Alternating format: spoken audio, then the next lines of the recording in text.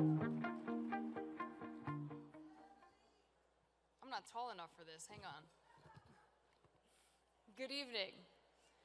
Good evening. Shabbat Shalom.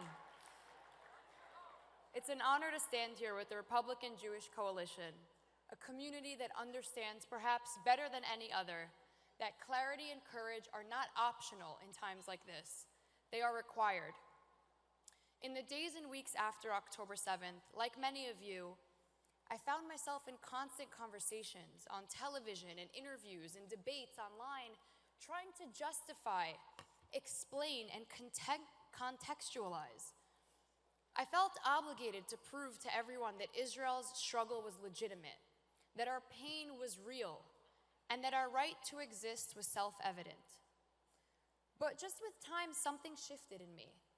I realized that no other nation on earth is asked to justify their existence every single day.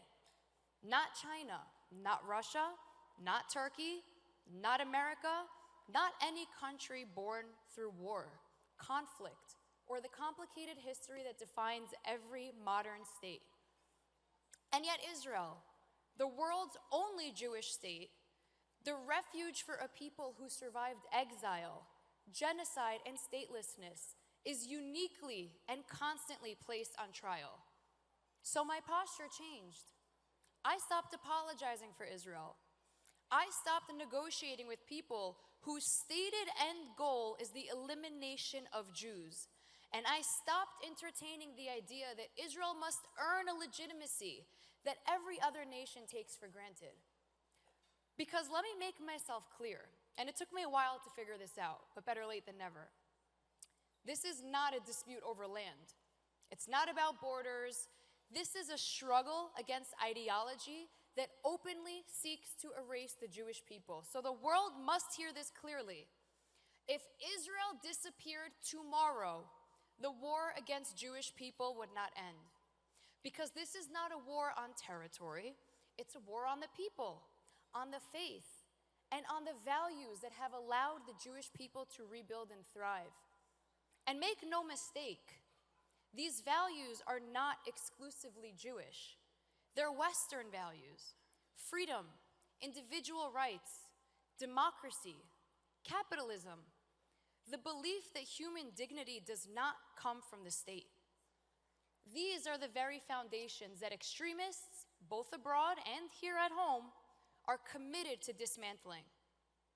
We see this in the romanticization of failed ideologies. Communism killed tens of millions under Stalin, and authoritarian socialism turned Venezuela, once one of the wealthiest nations in Latin America, into a humanitarian tragedy. Yet somehow, incredibly, we still hear voices in America praising these systems, importing their rhetoric and attempting to smuggle those failed ideas into our politics. People flee these collapsing countries to seek opportunity here.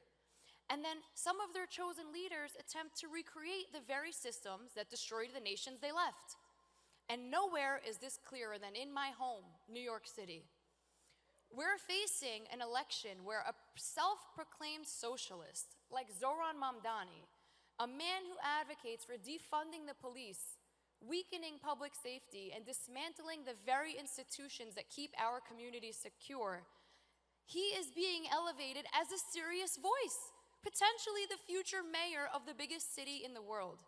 Just think about the absurdity of that. People who escaped those countries ruined by authoritarianism and lawlessness, only to then empower leaders here that want to bring those failures to America's largest city. This is how great cities fall. This is how societies unravel, not because the enemies are strong, but because we allow bad ideas to take root at home. So here's the lesson that I've learned in the past year. Strength works. Clarity works. And when I stopped explaining and started standing firm, something remarkable happened. Even people who disagreed with me began to respect me. They may not share my conclusions, but they recognize conviction. They recognize when someone speaks from principle instead of fear. And they respond to that. So tonight, I want to speak directly to everyone in this room. This is not a moment for qualifiers. This is not a moment for, I support Israel, but, or I support America, but. Those days are gone. We do not apologize for defending the safety of our people. We do not apologize for standing with the only democracy in the Middle East. And we do not apologize for refusing to negotiate with those who celebrate murder, reject coexistence, hate America, and seek the destruction of an entire nation of people.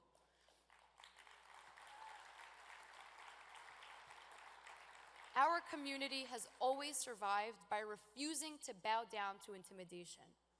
We have endured exile, persecution, attempts to erase us from history, and yet every time we come back stronger. Today is no different than the past.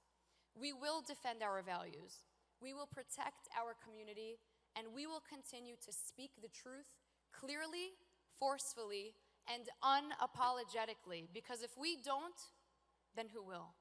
Thank you.